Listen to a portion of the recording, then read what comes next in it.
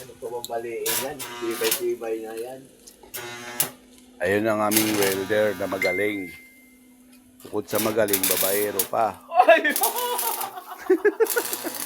Nagpat na naman si GRC. Kahit umulan, tira pa ng tira yan. Dami na matatamaan. Tikit pa talaga.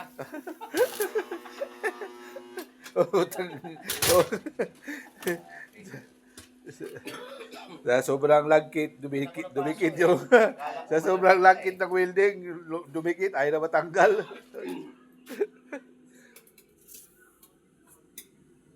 Masipag ka. Ah. Oh, puki na nagbibinidyo. Para makita sa madlang people. Para makita sa madlang people. Ba't ako isinusundan mo? Siyempre, Ikaw ang bida. ikaw yung bida eh. Ano yung bagong housing o bagong cellphone? Bago, binilihan ako ng Magkano?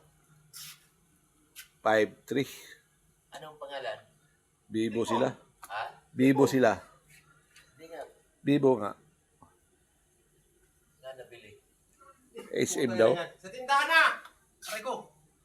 Sabi ng anak ko nung pag-uwi ko, asawa ko, Aray. nasama yung tao dito. Ano lang sa SM. Bakit pariya? Bumili ng drone yung anak ko.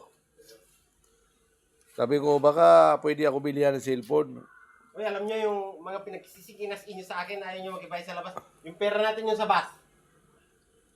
Ngayon lang ako nag-cash in. Kaya nga, ngayon nga lang, eh, kayo lahat na, aray ko. Yung pera mo nandyan pa rin. Balik. Nandyan nga, ibayad man. 15.